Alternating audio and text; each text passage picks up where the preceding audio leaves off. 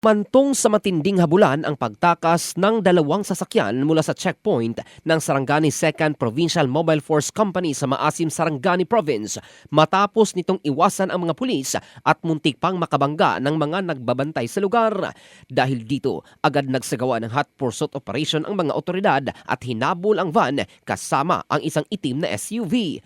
Alas 2:30 ng madaling araw, Pebrero 20, na aksidente ang dalawang sasakyan pagdating sa corner Litan Diversion Road, Barangay Sinawal, General Santos City. Nang siyasati ng mga pulis, tumambad ang kahon-kahong smuggled na sigarilyo mula sa puting van habang 3 kahon naman ng cigarettes ang natagpuan sa loob ng isang itim na SUV. Sa investigasyon, napag-alamang minamaneho ng 43 anyos na si Police Staff Sergeant Rex Halandoni, miyembro ng Highway Patrol Group South Cotabato at residente ng Tupi South Cotabato ang puting van.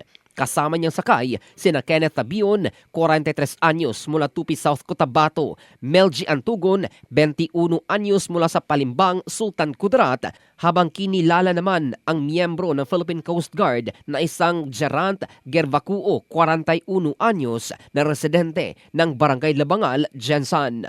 Hawak na ngayon ng Sarangani PNP ang mga sospek habang nagpapatuloy ang investigasyon sa kanilang pagkakasangkot sa smuggling. In the heart of changing lives, ito si Jovel Candado ng Brigada News Philippines, the Music and News Authority.